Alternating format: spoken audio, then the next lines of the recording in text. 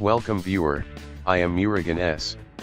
This video tutorial describes, fix ds4 controller not connecting in Windows 7, 8, 10. Type Device Manager in Windows search bar.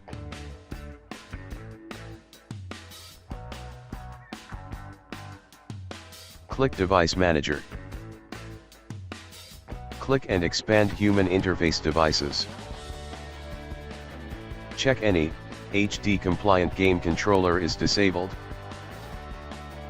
Just right-click and click Enable Device.